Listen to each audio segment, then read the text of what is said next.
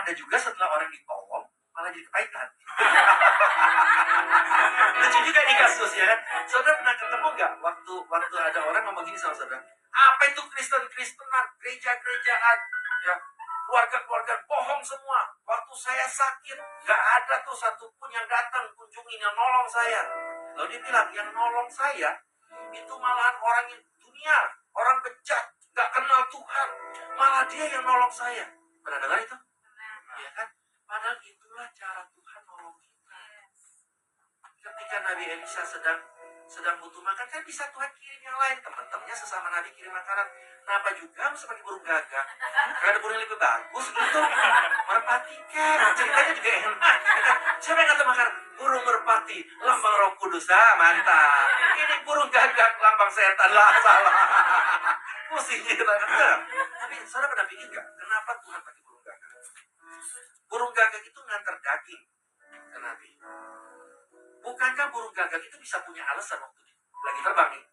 Nih, makan jangan, telan jangan. Iya kan? Loh, dia pemakan daging. Kalau merpati enggak, dia makan keselak dia. Betul nggak? Kalau burung gagak kan memang pemakan daging.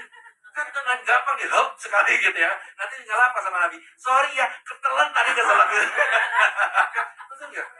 Tapi toh tetap diantar setiap hari loh, diantar rutin.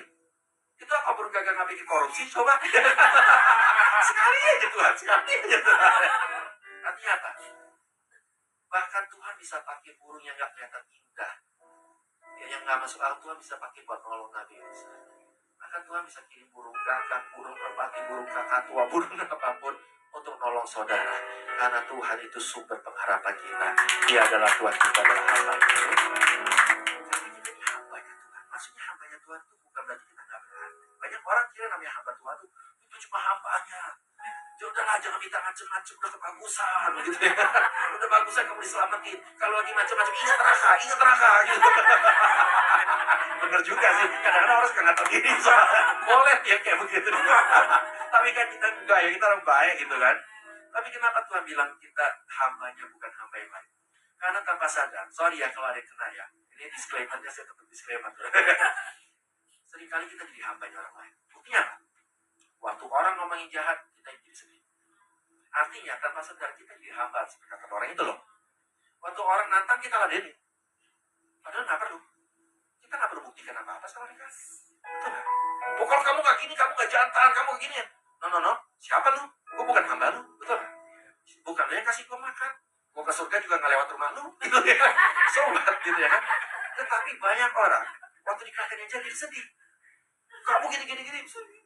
Bapakmu gini. Artinya, sorry ya. Artinya saudara tanpa sadar, saudara jadi hamba orang itu. Mulai sekarang, bebaskan dirimu. Amin. Saudara bukan hamba siapapun. Saudara adalah hamba raja segala raja. Yang bersedia mati, bersedia menderita, mencari kita. Untuk memberikan gak layak buat kita. Surga yang gak layak aja Tuhan kasih buat kita. Apalagi orang gak apresiasi kita, orang gak hargai kita, orang gak puji kita, malah bodo amat. I'm not your servant. Saya ini servantnya Tuhan. Amin. Kalau surga yang kita gak layak terima dikasih, apa sih yang namanya berkat, yang namanya kemenangan, yang namanya mujizat, pasti Tuhan sediakan buat kita.